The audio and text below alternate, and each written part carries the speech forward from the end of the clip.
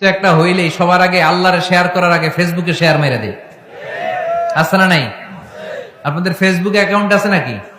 কার কার আছে দেখি। মাঝে মাঝে আল্লাহ আমাদেরকে দুঃখ কষ্ট দিয়ে পরীক্ষা করতে চান, এগুলো আমাদের জন্য খারাপ নয়। এই দুঃখ কষ্ট বিপদ আমাদের কোমরকে সোজা করে, আমাদের পায়ের মাটিকে শক্ত করে, চিল্লায় বলেন ঠিক কিনা? প্রতিকূল পরিবেশে কিভাবে বাঁচতে হয় এই দুঃখ কষ্ট আমাদেরকে শিখায়।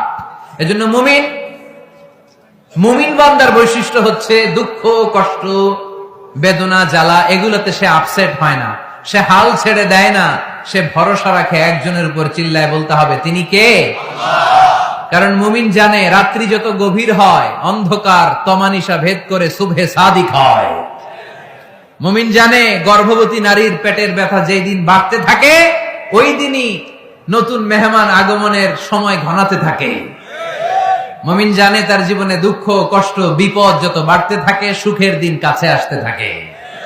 এজন্য মুমিনের হারাবার কিছু নেই। ফাইন্না মাআল উসরি ইউসরা, ইন্না মাআল উসরি ইউসরা। নবী হে, কষ্টের পরেই আছে আনন্দ, দুঃখের পরেই আছে সুখ। আপনি সমস্যায় পড়েছেন, ওই সমস্যার সমাধানও আছে না নাই? এই পৃথিবীতে এমন কোন সমস্যা আছে যেটা সমাধান নেই? কথা বলেন। সমস্যা তৈরি করেছে কে? আবার সমাধানও দিয়েছে কে? Allah doesn't create a lock without its key. Allah কখনো চাবি না বানাইয়া ওইটার তালা বানায় নাই। কথা কন। তালাও যেহেতু আছে ওই তালার চাবিও বানিয়েছে কে? মা আনজালাল্লাহু দাআন ইল্লা আনজালাল্লাহু লাহু শিফা। আল্লাহ দুনিয়ায় এমন কোন রোগ পাঠায় নাই যেই রোগের ঔষধ বানায় নাই, এমন কোন রোগ নাজিল করে নাই যেই রোগের কোন চিকিৎসা বানায় নাই, হয়তো সেটা আবিষ্কার হয় নাই। অনেকে ক্যান্সারের কথা বলতে পারেন যে হুজুর ক্যান্সার এমন রোগ, এই ক্যান্সার তার নাই কোনো অ্যান্সার, কিন্তু বিজ্ঞানীরা বলতেছে এটারও অ্যান্সার আবিষ্কৃত হচ্ছে। সুবহানাল্লাহ কইবেন না? কিছু কিছু ক্ষেত্রে হয়েও গিয়েছে।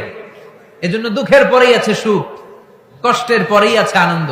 এই দুনিয়াটাই এরকম, কষ্টের পরই আনন্দ। দেখবেন তারাবির নামাজ 20 রাকাত পড়তে কষ্ট লাগে না? কোমরে ব্যথা, হাঁটুতে ব্যথা, কিন্তু 20টা রাকাত যখন শেষ করে মসজিদ থেকে বের হই একটা আনন্দ আছে না নাই? কষ্ট করে পরীক্ষার জন্য প্রিপারেশন নিলেন আপনি কয়েক মাস, কিন্তু ফলাফল যখন ভালো হয় তখন একটা আনন্দ আছে না নাই? সারাদিন রোজা রাখলেন রমজানে, কি কষ্ট, তৃষ্ণায় গলা ফেটে যায়, কিন্তু ইফতারির সময় যখন রুহাবজা শরবতটা খাই কেমন লাগে? একটা আনন্দ আছে না নাই? এজন্য আল্লাহ বললেন فَإِنَّ مَعَ الْعُسْرِ يُسْرًا إِنَّ مَعَ الْعُسْرِ يُسْرًا। ও নবী, কষ্টের দিন মক্কায় অল্প কিছু দিন, মদিনাতে আনন্দের দিন অপেক্ষা করছে। আমাদের জীবনে যদি দুঃখ কষ্ট আসে আমরা ধৈর্য ধরবো, তাওয়াক্কুল করবো একজনের উপর, তিনি কে? কারণ আমরা বিশ্বাস করি কষ্টের দিন এটা চিরকালের জন্য নয়, সামনে আনন্দের দিন আমাদের জন্য সেট করে রেখেছে কে?